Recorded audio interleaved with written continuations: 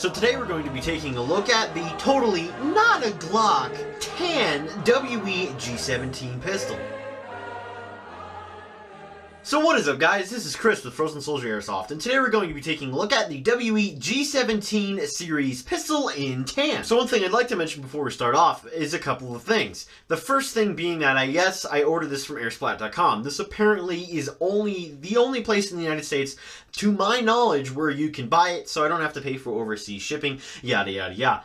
I don't really suggest buying from Airsplat, but it was only $70. Airsplat have had a horrible time, but this time it was alright. The box that it came in, not this box, but the other box, was pretty roughly damaged, but I'm pretty sure it was UPS's fault. And the other thing I'd like to say is that you're not going to see this kind of coloring awesomeness on the outside when you get your gun. They're actually going to reverse it, so that way they're basically trying not to get sued once again. So anyhow, with all that junk out of the way, let's get on with the review. So the first thing that you're going to notice when you pull open the box like so is the WE standard G-series manual. This is a horrible manual. I've never seen a more poorly written Chinglish manual in my entire life, but the only reason I would hold on to this, and I would strongly recommend holding on to this, is that it has a detailed parts list, and if you're one of those people that have never disassembled a Glock before like me, this helps a lot. So the next thing that you're going to notice when you look into the box is that it comes with a 24 round metal magazine. It is a double stack magazine, which that would explain why it holds 24 rounds. It is definitely a decently well-made magazine. I've never had any leaking problems with it, and I even tested it extensively in different weather conditions,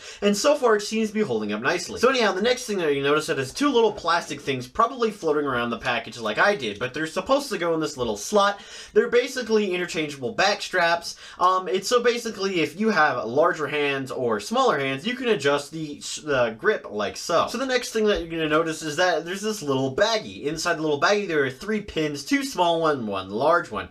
The 2 small ones are used to attach the interchangeable back straps, and the longer one is simply there to help you push those smaller pins out. And obviously inside the gun itself. So once you remove the gun from the box, the first thing that you're going to notice is the external build quality. And as usual, I'm going to go from front to rear and name off all the parts that are made of metal and all the parts that are made out of plastic. So all the parts that are manufactured out of metal are the slide, the outer barrel, the little pin that holds the trigger in, the little switch that allows you to disassemble the pistol, the slide release, and unfortunately that is all the metal parts for external wise. The internal parts are made out of metal, so that's definitely cool, but I'll go over in that detail a little bit later. So all the other parts that are made out of plastic are obviously everything that is in tan, and the trigger, as well as the non-adjustable front and rear sight. The plastic is pretty decent. It is not nylon fiber reinforced. It's a pretty decent plastic, like I stated. It's from WE, so it's not the greatest. There definitely could be better, but it is going to hold up and withstand abuse on the field. So with the external build quality out of the way, let's go over the features. So starting from front to rear, I'm going to name off all the features that are on this gun. So the first thing that you're going to notice starting from the front of the pistol is the white front sight. This is basically just a standard notch sight.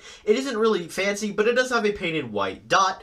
Moving on, the next thing that you're going to notice is that it has standard Glock trademarks. These are pretty nice, but they're not Glock trademarks specifically because it doesn't say Glock on there. It's basically WE's way of trying not to get sued. The things that you're going to notice obviously is the G, the 17, the tactical, the 9x19, and in the pistol grip, the next thing that you're going to notice that it says Gen 4. Flipping the pistol over like so will reveal a couple more trademarks, which I'm not really going to go into depth because they're really not that important. So the next thing that you're going to notice flipping the pistol upside down is that it has a 20mm standard tack rail. This is a tack rail so you can put on pretty much any sort of flashlight or laser you so desire. The next thing that you're going to notice is this little silver piece. Now this is on the real Glock, just a place where they put the individualized serial number, but on this one it also acts as the safety. Flipping the safety this way towards the trigger is safe, and flipping it towards the barrel is fire. Now the only way to actuate this is if you have nails, and obviously as you can tell I have no nails. So moving down the pistol, the next thing that you're going to notice is once again the slide takedown lever. You have to basically pull both down in order to take the pistol apart. If you guys so desire for me to make a video demonstrating how to take this pistol apart, I will, but please put it in the comment section if you want to see it.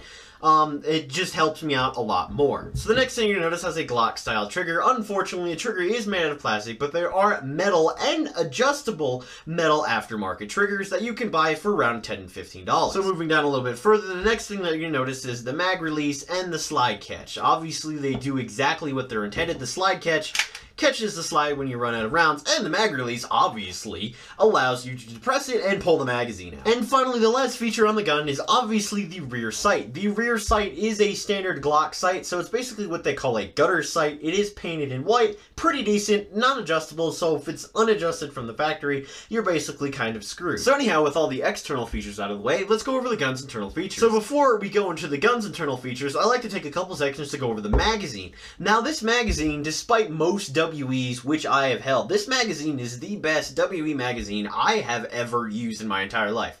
I've been extensively testing it for about roughly two and a half weeks now to see if there is even a tiny little bit of a leak. So basically, to test that, you take the magazine, fill it up with as much gas as you can cram in there, and stick it under water and watch it for a couple minutes to see if there's any bubbles that starts forming. There is absolutely none. Absolutely zero. Zip, nada, no, nothing. I mean, this is a perfect magazine. It's not going to be like that for everybody's gun, unfortunately, because WE has a very bad quality control, but this is definitely one thing that I was super appreciative that they gave me. So anyhow, with the magazine out of the way, let's actually go over the gun's internal features, not the magazine. So before we go tearing this thing apart, one thing I'd like to mention is the gas efficiency on this pistol. Now, it being WE, I was actually quite shocked of how efficient this gun runs off of propane. Now, I only use propane because it's cheaper and all that jazz. You can read about that later. But anyhow, one thing I'd like to mention is that running off of propane, a 7-second charge. So that's taking the gas container, sticking it in there, charging it for 7 seconds. In 70 to 90 degree weather, I was getting 3 magazines out. That is insane. And not to mention I was getting 3 magazines out of it on one fill of gas. The slide lock back after the last one, so it still had a little bit of gas left. That was pretty exciting.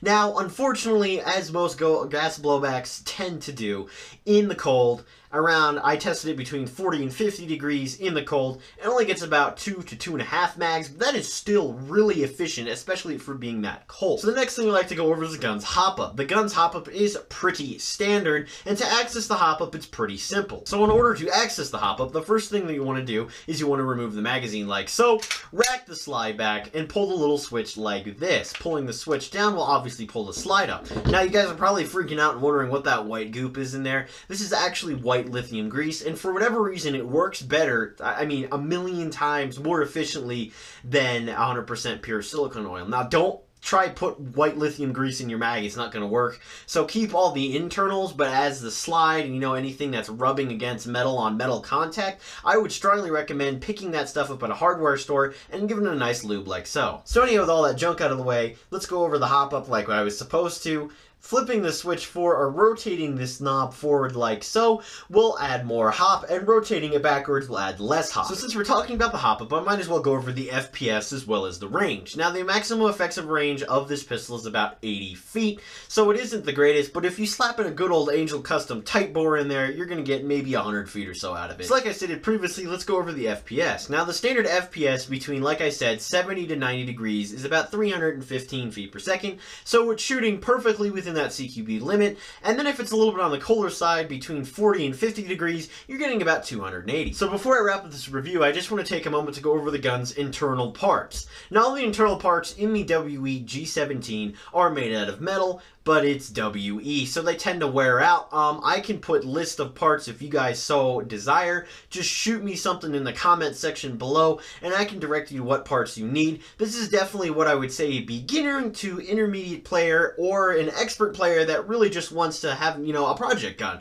It's perfectly good for projects, but stock, it's so-so. But hold on, I forgot one more thing before we go. I just want to go over that WE strikes again with their hellacious nozzle in this gun. The nozzle, from some people say they last, 10K rounds. Mine lasted about 300 rounds. I was really disappointed, but you can always get WE replacement nozzles, which I do not suggest. I suggest getting a upgraded, better replacement nozzle. I'm going to test out the Garter nozzle. It's going to be coming in a couple days, so if you guys would like, I can do a review if there's any compatibility issues with that, any TM spec parts, because I know that's what WE tends to end up happening. So anyhow, with all that being said, that just about wraps up the review of the WE, not a Glock, G-17 pistol. If you guys have any questions, comments, or concerns, please put it in the comment section below, and as always, please subscribe.